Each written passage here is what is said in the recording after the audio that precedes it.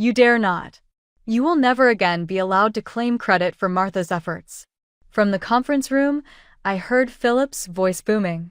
The usual knot of fear tightened in my gut as I paused at the door, folders clutched to my chest. Danielle said, "You have no idea what you're talking about," in a remarkably composed tone. "I've spent months fostering the relationship with Sinex. Martha is only carrying out my plan." I inhaled deeply before pushing through the door.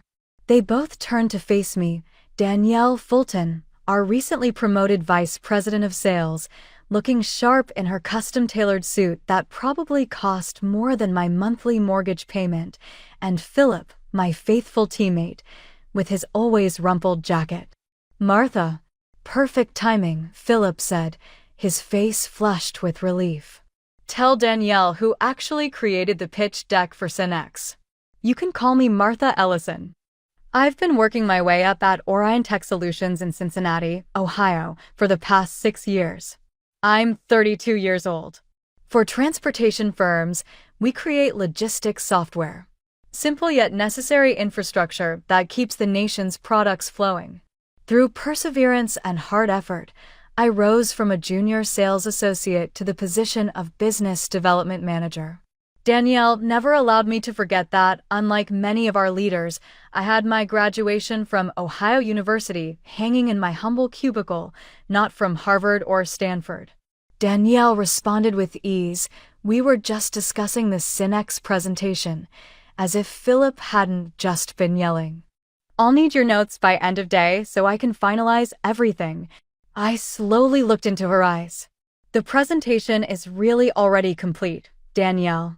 The bespoke supply chain solution I created especially for their multimodal needs serves as the foundation for the entire deck." "Well, I'll need to review it thoroughly." She tightened her smile in response. "We cannot afford to lose this agreement. With $50 million spread over 5 years, it would be our biggest deal to date." I gave a nod. I'm aware of what's at stake. I neglected to mention that I had spent over a year trying to get Sinex Holdings, understanding their problems, creating the ideal solution, and fostering trust with their team had taken countless early mornings, late evenings, and weekend work sessions. I had made 4 consecutive flights to their Detroit offices, each time getting me one step closer to sealing this contract that would change my career. He shook his head as Philip and I made our way back to our workstations. "She will attempt to dissuade you from attending the last meeting. You are aware of it, aren't you?" I let out a sigh. "Give her a chance. Unless I'm present, Tasha Brennan won't sign anything." Danielle was unaware, no one at Orion Tech was, that I had shared a room with Tasha, the CEO of Sinex Holdings, during my undergraduate years. For 2 years, we had lived together in a little off-campus apartment, sharing ramen noodles and having late-night parties. Every time she came in town, we continued to get together for breakfast. Although it would have been unethical, I hadn't used our relationship as leverage to obtain the deal, but it did help me get my foot in the door. As I walked back to my desk, I noticed an email from our CEO requesting my presence at tomorrow's executive meeting. A chill ran down my spine. Something told me this wasn't about a promotion. The executive boardroom always made me uncomfortable. Everything was too polished, the gleaming mahogany table, the floor-to-ceiling windows overlooking downtown Cincinnati, the subtle smell of lemon polish and power. I smoothed down my department store blazer and took a seat at the far end of the table, painfully aware of being the only person in the room without an Ivy League pedigree. Our CEO, Jonathan Pierce, sat at the head of the table, his expression unreadable behind steel-rimmed glasses. Danielle sat to his right, a portfolio open in front of her. 3 other executives filled out the room, all men, all wearing nearly identical navy suits. "Martha, thank you for joining us," Jonathan began. "Danielle tells me you've made significant progress with Sinex Holdings." I nodded, pulling out my own notes. "Yes, we're in the final stages. They verbally committed to the full package and we're scheduled to sign the contract next week, $50 million over 5 years with an option to renew." Jonathan leaned forward, fingers steepled. That's excellent work. It would be the largest contract in Orion Tech's history. Thank you, I replied, a small flutter of pride warming my chest. It's been a team effort, but yes, I'm proud of where we've landed. The thing is, Danielle interjected, we're concerned about Synexa's enterprise-level needs moving forward. I frowned. I've built the entire proposal around their enterprise infrastructure. The implementation plan addresses every concern their IT department raised, not just the technical aspects. But the relationship management, Danielle continued smoothly. A client of this size requires a certain level of finesse. My stomach dropped. I'd seen this before, Danielle positioning to take over accounts after I'd done all the heavy lifting. But never with a client this significant. I've been managing the relationship for nearly a year, I said carefully. Tasha, Ms. Brennan, has specifically requested that I oversee the implementation. Danielle's smile didn't reach her eyes. Of course. You've done excellent foundational work, Martha. No one's disputing that. But they were. I could see it in the way the executives exchanged glances, in the way Jonathan avoided my eyes. We need to ensure this flagship account receives our most experienced talent, Danielle continued. I'll be taking point on the final negotiations and signing. 6 years of loyalty. Countless weekends sacrificed. The biggest deal in company history nearly closed, and they were pushing me aside at the finish line.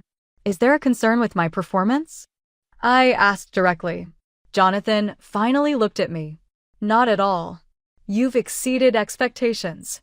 But as we grow, we need to consider the image we project to high-value clients. Danielle has experience with Fortune 500 accounts that you simply don't have. What he didn't say, but what hung in the air between us, was that Danielle had a Harvard MBA and connections in all the right places. I had a state school diploma and results. Somehow, results weren't enough anymore. The next week passed in a blur of forced smiles and late nights. I handed over all my Synex files to Danielle, briefed her on every conversation I'd had with their team, and even drafted talking points for the final meeting. I did everything asked of me with professional courtesy, even as resentment burned in my chest. On Friday afternoon, with the contract signing scheduled for Monday morning, I received another calendar invitation from Jonathan, another executive meeting, this time with HR copied. My heart sank. I knew what was coming, but it still felt like a bucket of ice water when I walked into the room and saw the manila folder sitting in front of my chair. Martha, thank you for your contributions to Orion Tech, Jonathan began, his corporate mask firmly in place. As you know, we're constantly evaluating our organizational structure to ensure we're positioned for the next phase of growth. I remained silent, waiting for him to get to the point. Beside him, Danielle had the decency to look slightly uncomfortable. We've decided to restructure the business development department, effective immediately, he continued. Unfortunately, your position has been eliminated. The words hung in the air between us. 6 years of my life discarded in a single euphemism. I see, I said, my voice surprisingly steady. May I ask why now, days before closing the largest contract in company history? This isn't about the Synex deal, Jonathan replied, though we all knew it was. This is about our long-term strategic direction. We need to elevate our team's credentials as we pursue more enterprise clients. You mean you need people with fancier diplomas? I said flatly. His expression tightened. We need people with elite educational backgrounds and enterprise experience moving forward. His eyes flickered briefly to the Ohio University degree that had been packed in the box now sitting at my feet. Danielle leaned forward. We're prepared to offer a generous severance package, 3 months' salary and benefits, plus a letter of recommendation. How thoughtful, I replied, the bitterness finally seeping into my voice. I could feel my face flushing with anger and humiliation. 6 years of sacrifice distilled into a paltry goodbye package. The head of HR, a woman I'd barely interacted with during my time at Orion Tech, slid the manila folder toward me. All the details are in here. We'll need your badge and laptop before you leave today. I looked at each of their faces, searching for a shred of genuine regret or appreciation for what I'd built. There was none, just discomfort at an unpleasant task and eagerness to move on. "Thank you for the opportunity," I finally said, standing up and gathering my things with as much dignity as I could muster. No dramatic speech. No tears. No begging. I simply took the folder, nodded, and walked out. As I packed up my cubicle, Philip hovered nearby, his face a mask of outrage and sympathy. "This is insane. After everything you've done after SY next." I carefully wrapped my Ohio University diploma in tissue paper. "It's fine, Philip. Really, it's not fine. You landed a $50 million deal and they fire you before the ink is dry. You should fight this." I looked at him, a strange calm settling over me despite the day's devastation. "No, they've made their choice. And on Monday morning, they're going to realize it was the wrong one." "What do you mean?" I smiled slightly as I closed the box. "Just wait and see." Monday morning, 9:30 a.m. I was sitting in my apartment in yoga pants, sipping coffee and scrolling through job listings when my phone lit up with a text from Tasha. "About to head into the lion's den. Wish you were here. Brunch this weekend to celebrate?" I smiled, typing back, "Absolutely. Good luck today. Call me after." What Tasha didn't know, what I hadn't told her, was that I wouldn't be in the meeting. I deliberately hadn't mentioned my termination during our brief call over the weekend. Some might call it calculating, but I preferred to think of it as letting events unfold naturally. My phone buzzed again almost immediately with Tasha's reply, "Of course. Can't wait to work with you on this." I set my phone down, trying to ignore the twisted knot in my stomach. Part of me felt guilty for not warning her. A larger part of me wanted Orion Tech to experience the consequences of their decision firsthand. Across town, in the gleaming Orion Tech conference room, Danielle Fulton would be arranging presentation materials, making sure everything was perfect for the most important signing in company history. Jonathan would likely be there early too, ready to take credit for the acquisition. They'd be smiling, confident, completely unaware of the tsunami heading their way. My phone rang at 10:15 a.m. Philip's name flashed on the screen. "Martha, oh my God," he said the moment I answered. "You are not going to believe what just happened." "Try me," I replied, setting down my coffee mug. Tasha Brennan walked into the conference room, looked around, and the first thing she said was, "Where's Martha?" Danielle tried to explain that you were no longer with the company, but Brennan cut her off. She said, and I quote, "If Martha's not involved, we need to revisit this contract immediately." I closed my eyes, picturing the scene. What did Jonathan do? He started doing damage control, talking about team approaches and how they value your contribution, but are moving in a strategic direction. Complete bull. Brennan wasn't having it. She said she'd been clear from the beginning that you were the reason SYNX was considering Orion Tech. And without you, the deal needs to be reevaluated. A small, vindictive part of me savored the image of Danielle's face as her victory crumbled. "Then what happened?" I asked. "They're in Jonathan's office now. It's chaos here, Martha. Absolute chaos. Danielle is practically having a meltdown. She's been calling legal to see if there's any way to force SYNX to honor the verbal agreement." "There isn't," I said simply. I'd made sure the formal agreement wasn't signed before my departure. "How did you know this would happen?" Philip asked.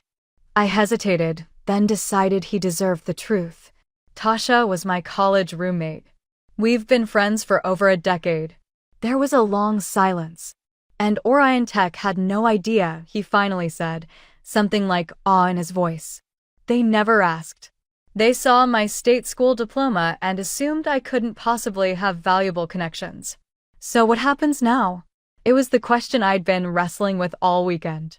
Part of me wanted to watch Orion Tech implode without the SYNX deal. Another part, the professional who'd given 6 years to this company, couldn't completely abandon ship. "That depends on what they do next," I replied honestly. I didn't have to wait long to find out. Within an hour, my phone was blowing up, 3 missed calls from Danielle, 2 from Jonathan, a text message from an unknown number that turned out to be the head of HR, all with increasing levels of panic and forced politeness. I let them stew for another hour before finally answering Jonathan's 4th call. "Martha," he said, relief evident in his voice. "We need to talk." "I'm listening," I replied, keeping my tone neutral. "There seems to have been a misunderstanding with SYNX. Ms. Brennan is under the impression that you're essential to the deal." "That's not a misunderstanding, Jonathan. That's a fact." There was a long pause on the other end of the line. I could almost see Jonathan removing his glasses, pinching the bridge of his nose, the way he did when negotiations weren't going his way. "Perhaps we acted hastily on Friday," he finally said. "We'd like to discuss bringing you back to oversee the SYNX implementation." I laughed, unable to help myself. "You fired me 3 days ago because I don't have an Ivy League degree. Now you want me back because you're about to lose $50 million. "That's not," he began. But I cut him off. "It is exactly what happened, Jonathan. Let's not pretend otherwise." Another long pause. "What would it take, Martha, to come back and salvage this deal?" I'd spent the weekend considering this very question. At first, fueled by hurt and anger, I'd imagined demanding an outrageous salary, Danielle's job, public apologies. But as the initial sting faded, clarity emerged. I didn't want to return to a company that had discarded me so easily. No amount of money or title could repair that broken trust. "Nothing," I replied simply. "I'm not interested in coming back." "Everyone has a price," Jonathan insisted. "Name yours." "Vice president title? Equity?" "Both. This isn't about money or titles. This is about respect. You showed me exactly how much you value my contributions on Friday afternoon. I admit we handled the transition poorly." "Transition?" I interrupted, my voice rising despite my efforts to remain calm. "You fired me days before closing the biggest deal in company history because my diploma didn't have enough Ivy on it." "That's not a transition, Jonathan. That's elitism, plain and simple." The line went quiet again. When Jonathan spoke, his voice had lost its executive polish. "Tasha Brennan is threatening to walk. We're talking about $50 million, Martha. The board is having an emergency meeting this afternoon. That sounds like a problem for you and Danielle to solve with your elite degrees." "Please," he said, and I was startled to hear actual desperation. "Just come to a meeting. Name your terms. Whatever you want." I thought about Tasha sitting in that conference room defending me when I wasn't there to defend myself. I thought about all the late nights I'd worked while Danielle left at 5 sharp. I thought about the subtle digs at my state school education, the promotions that went to less qualified people with better pedigrees, the constant need to prove myself over and over again. "I'll think about it," I finally said. Not quite ready to close the door completely. "But in the meantime, you should know that Tasha has integrity. If she says the deal depends on my involvement, then it does." I hung up before he could respond. My heart pounding, the phone rang again immediately, but I let it go to voicemail. Then a text appeared from Tasha. "These people are unbelievable. They fired you after everything you did to land this account. I'm furious. Call me ASAP." I smiled despite myself and called her back. "Martha," she exclaimed upon answering. "What the hell happened? Why didn't you tell me they let you go?" I wanted to see what they'd say, I admitted. Whether they'd own up to it or try to hide it. Well, they tried to spin some garbage about restructuring and strategic vision, but I wasn't buying it. The arrogance of these people. As if I wouldn't notice you were gone. "Thank you for standing up for me," I said quietly. "You didn't have to do that." "Of course I did. You're the only reason we considered Orion Tech in the first place. Their solution isn't even the best on the market, but you convinced me you could make it work for our needs." I hesitated before asking the question that had been hovering in my mind. "So, what happens now with the contract?" Tasha's voice took on the sharp, decisive tone I recognized from our college days when she decided something important. "That depends on you. If you want me to walk away from Orion Tech completely, I will. but I have another idea if you're interested. I'm listening. You remember Gregory Wilson? She asked. He was a year ahead of us. Economics major. Vaguely, I replied, trying to place the name. He founded Wilson Enterprise Solutions 5 years ago, a direct competitor to Orion Tech, but with a more innovative approach. They've been trying to get a meeting with me for months. I sat up straighter, immediately seeing where she was going with this. Greg's looking for a new business development director, Tasha continued, someone who understands logistics software and has connections in the industry. Sound like anyone you know? You want me to go work for a direct competitor? I asked, my mind racing with possibilities. I want you to interview with them, Tasha clarified. What happens after that is up to you and Greg. But yes, if you took the job, and if their solution meets our needs, I'd be very interested in discussing a partnership.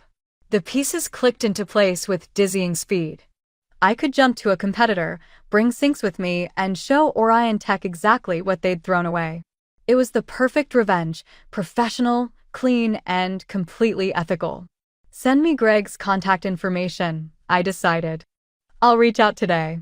Already texted it to you, Tasha replied, and I could hear the smile in her voice. He's expecting your call. 3 hours later, I was sitting in a downtown cafe across from Gregory Wilson, founder and CEO of Wilson Enterprise Solutions. He was younger than I expected, barely 40, with the energetic presence of someone who built something from nothing. Tasha speaks very highly of you, he said after we'd exchanged pleasantries. Says you're the most client-focused person she's ever worked with. I believe in relationships over transactions, I replied. Technology changes, but trust is constant. We spent the next hour discussing his company, my experience, and the logistics software market. Unlike my interviews at Orion Tech years ago, Greg never once asked about my educational background. He was focused entirely on results and approaches. So here's the situation, he finally said, leaning forward. We're a smaller player than Orion Tech, but we're growing fast. Our technology is superior, more adaptable, cloud-native, better UI. What we lack is someone who can get us in front of the right enterprise clients. Someone with relationships and industry knowledge? I nodded. Exactly. I'll be blunt, Martha. I want to poach you. I want to offer you our business development director position, reporting directly to me. Full autonomy over your client strategy, equity in the company, and a salary that will make Orion Tech's best offer look insulting. My eyebrows rose. That's quite a pitch. I believe in investing in talent. Greg shrugged. And, from what Tasha tells me, you're exactly the talent we need. The fact that Orion Tech was stupid enough to let you go is their loss and my gain. For the first time since Friday, I felt a genuine smile spread across my face. I like your approach, Greg. When would you need an answer? How about right now, he challenged, a twinkle in his eye. I laughed. I appreciate the enthusiasm, but I'll need to see the formal offer first. Though I have to admit, I'm definitely interested. Fair enough, he said. I'll have it to you by the end of the day. He stood and extended his hand. I'm looking forward to working together, Martha. As we shook hands, my phone buzzed with another call from Jonathan. I silenced it without looking. Problem? Greg asked, noticing the gesture. Not anymore, I replied with certainty. By the time I got home, I had 7 missed calls from Orion Tech executives, 3 voicemails pleading for a meeting, and an email from Danielle that was almost comically desperate. I deleted them all and opened the formal offer Greg had sent over. The compensation package made me gasp, base salary twice what I'd been making, significant equity, a signing bonus, relocation allowance if I wanted it. Most importantly, the title and authority I deserved. I signed it immediately and emailed it back. Then I called Tasha. It's done, I told her. I start at Wilson next Monday. Perfect, she replied, satisfaction evident in her voice. I just emailed Orion Tech, formally withdrawing from contract discussions. How did they take it? Like they'd been hit by a truck. Jonathan actually suggested they might take legal action. I snorted. On what grounds? You never signed anything. Exactly what I told him. I also mentioned that we're exploring other options that better align with our strategic direction. Let me guess, you're meeting with Wilson next week? Tuesday morning. I thought you might want to sit in. I laughed, feeling lighter than I had in months. Wouldn't miss it for the world. The next months unfolded like a masterclass in professional karma. I started at Wilson Enterprise Solutions the following Monday, diving into my new role with enthusiasm and purpose. Greg gave me the freedom to build my team and strategy from scratch without the constraints I'd faced at Orion Tech. My first official act as Business Development Director was to prepare for the Synex meeting. When Tuesday arrived, I walked into the conference room with confidence, greeting Tasha with a warm hug before seamlessly transitioning into my presentation. 2 hours later, we had the framework of an agreement, $45 million over 5 years. Slightly less than the Orion Tech deal, but with significantly better technology and implementation support. Word travels fast in our industry. When news broke that Synex Holdings had signed with Wilson instead of Orion Tech, other clients took notice. My phone started ringing with calls from contacts I'd cultivated over the years, all curious about why I'd made the switch and what Wilson could offer that Orion Tech couldn't. I never spoke ill of my former employer. I didn't have to. The facts spoke for themselves. Orion Tech had fired me immediately after I landed their biggest ever contract, then lost that same contract when the client discovered I was gone. It was a cautionary tale that executives whispered about at industry conferences. 3 months into my new role, I got an unexpected LinkedIn message from Philip. Today, Danielle was fired. The Sync's tragedy and the inability to retain key personnel were noted by the board. I assumed you would want to know. After a brief moment of satisfaction, I became worried about my old squad. How are things there? I responded in writing, tense. Since the Synex announcement, the stock has dropped 30%. Layoff rumors. I didn't rejoice. I chose to message Philip instead. Wilson is recruiting if you're looking for a change. Here, outcomes are more important than pedigree. He joined my team 2 weeks later and was the first of many outstanding Orion Tech employees to transfer over in the upcoming months. Wilson Enterprise Solutions had expanded by 150% in the year after my abrupt termination. Synex Holdings was one of 3 former Orion Tech flagship accounts on our customer list. With 15 members and counting, my team represented a wide range of experiences, educations, and backgrounds, but they were all bound together by their passion and commitment to their clients. My assistant informed me that Greg wanted to see me after we concluded our quarterly planning meeting. I discovered him in his office, looking over financial estimates with a contented look. The board meeting went well? I sat down and inquired. Extremely, said Greg with a smile. By the 3rd quarter, we are expected to overtake Orion Tech in terms of market share. That is more than anticipated. It is largely thanks to you and your team, he said, pushing a document over the front desk.